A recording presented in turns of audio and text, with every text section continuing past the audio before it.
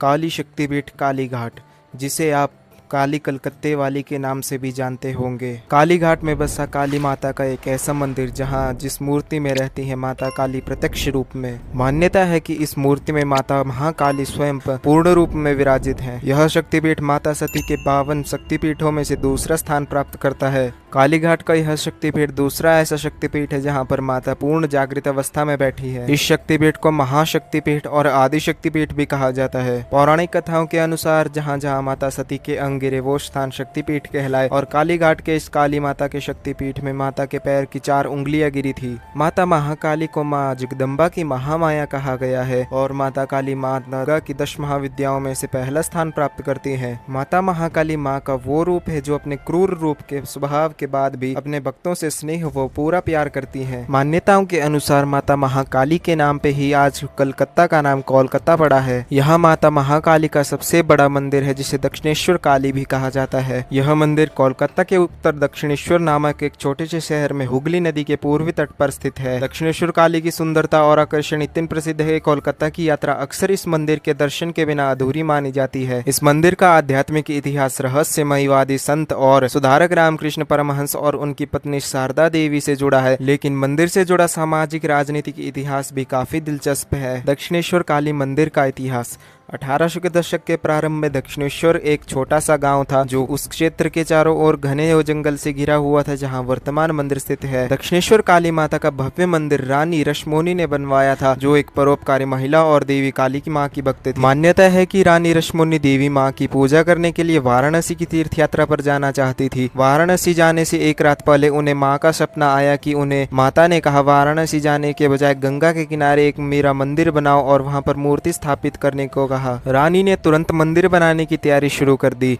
मंदिर बनाने के लिए कई जगह देखने के बाद उन्होंने गंगा के पूर्वी तट पर 20 एकड़ जमीन पर ध्यान केंद्रित किया, जिसके एक हिस्से में एक मुस्लिम कब्रिस्तान था जो कछुए के कुबड़ जैसा दिखता था, जिसे तंत्र परंपराओं के अनुसार शक्ति की पूजा करने के लिए बिल्कुल उपयुक्त स्थान माना जाता है। इसमें से भूमि का एक हिस्सा जॉन नामक एक यूरोपीय व्यक्ति का था और भूमि का एक दूसरा हिस्सा साहेबान बागीचे के नाम से लोकप्रिय था। एक ऐसी जगह पर हिंदू मंदिर का निर्माण जिसके कुछ हिस्से अलग अलग धर्मों के थे, सभी धर्मों की एकता का प्रतीक है। इस विशाल मंदिर के परिसर का निर्माण 1845 से 1855 के बीच 8 वर्षों की अवधि में किया गया था। इसकी अनुमानित लागत 9 लाख रुपए थी, जिसमें से 2 लाख रुपए उद्घाटन के दिन ही खर्च हो गए थे।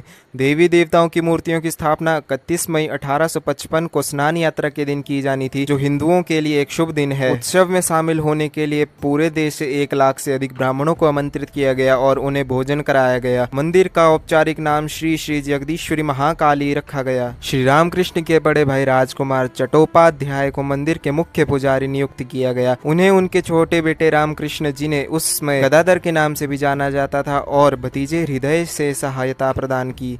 हालांकि मंदिर के उद्घाटन के 1 साल बाद राजकुमार का निधन हो गया। आगे की सारी जिम्मेदारियां युवा रामकृष्ण और उनकी पत्नी शारदा देवी के कंधों पर आ गई। रामकृष्ण ने दिव्य माँ देवी की सेवा के अगले 30 वर्षों के दौरान अपार प्रतिष्ठा के साथ साथ मंदिर में तीर्थ यात्रियों को लाने के लिए प्रमुख भूमिका निभाई। वे काली के एक उत्साही साधक बन गए और बंगाल की सामाजिक धार्मिक स्थिति में भी काफी बदलाव आया। रानी रश्मोनी, जो असाधारण रूप से उदार और परोपकारी थी, हमेशा चाहती थी कि मंदिर समाज के सभी संप्रदायों के लिए खुला रहे, चाहे उनकी जाति, पंथ या धर्म कुछ भी हो। यह परंपरा आज तक चली आ रही है और मंदिर में समाज के सभी वर्गों के तीर्थ यात्राओं की भीड़ उमड़ती है। रानी रश्मोनी मंदिर की महिमा देखने के लिए ज्यादा समय तक जीवित नहीं रह सकी, क्योंकि मंदिर के उद्घाटन के सिर्फ 5 साल और 9 महीने बाद ही यानी 1861 में उनका निधन हो गया। जब उन्हें ऐसा एहसास हुआ कि वे ज्यादा समय तक जीवित नहीं रहेंगी, इसलिए उन्होंने मंदिर और मंदिर ट्रस्ट के रख रखाव के लिए विरासत के तौर पर दीजानपुर, जो वर्तमान बांग्लादेश का एक हिस्सा है, में एक संपत्ति सौंप दी। कानूनी दस्तावेजों को सौंपने के अगले दिन ही यानी 18 फरवरी 1961 को रानी का निधन हो गया। दक्षिणेश्वर काली मंदिर नवरत्न या 9 शिखरी वाली शैली से बनाया गया है, जो प्राचीन बंगाली वास्तुकला की खासियत है। मुख्य काली मंदिर 3 मंजिला दक्षिण मुखी स्मारक है, जिसके ऊपर 2 मंजिलों में 9 शिखर है। गर्भगृह में देवी माँ की एक मूर्ति स्थापित है। दक्षिणेश्वर में स्थित काली माँ को भवतारिणी के नाम से भी जाना जाता है और वह लेटे हुए शिवजी की छाती पर खड़ी हैं। दोनों मूर्तियां शुद्ध चांदी से बने हुए 1000 पंखुड़ियों वाले कमल पर खड़ी हुई हैं। काली माता की यह मूर्ति एक काली चट्टान को तराशकर बनाई गई है, जिसके 4 हाथ हैं और जो शिवजी पे खड़ी हुई है। माँ की एक लंबी सी सोने की जीभ भी बाहर निकली हुई है और माता के दांत भी सोने के बनाए बनाए गए हैं। माँ के हाथों में कई प्रकार के अस्त्र शस्त्र हैं जिनसे माँ असुरों का विनाश करती हैं तथा भक्तों की रक्षा करती हैं। यहाँ पर काली माता के 3 नेत्र हैं जो सिंदूर और घी के मिश्रण से बनाए गए हैं। मुख्य मंदिर का प्रांगण 12 समान छोटे शिव मंदिरों से घिरा हुआ है जो एक पंक्ति में पूर्व की ओर मुख करके खड़े हैं और इनकी अंदरूनी भाग काले और सफेद पत्थर से बने हैं। प्रत्येक मंदिर में काले पत्थर से बना एक शिवलिंग है। मंदिरों का निर्माण बंगाल वास्तुकला की विशिष्ट 12 शिव मंदिरों का निर्माण 12 ज्योतिर्लिंगों को ध्यान में रखते हुए किया गया है। यहाँ पर श्री राम कृष्ण परमहंस ध्यान करते थे और माना जाता है कि उन्हें यहीं पर ज्ञान की प्राप्ति हुई थी। इसके अलावा माँ के मंदिर में कुंडूकुवर नामक एक तालाब भी है जो कि माँ के मंदिर से दक्षिण पूर्व कोने में स्थित है। इस तालाब के पानी को गंगा के समान पवित्र माना जाता है और माना जाता है कि जो व्यक्ति इस तालाब में एक बार स्नान कर लेता है उसकी हर मन्नत पूरी होती है। माता महाकाली के अलावा यहाँ पर शीतला, विष्टि और काली चंडी के स्थान भी है। माता महाकाली के भैरव का नाम नकुलेश है। एक बार किसी भक्त को भैरव की पिंडी मिली थी। वह उस पिंडी को लेकर जंगल में चला गया और वहां पर स्थापित कर दी।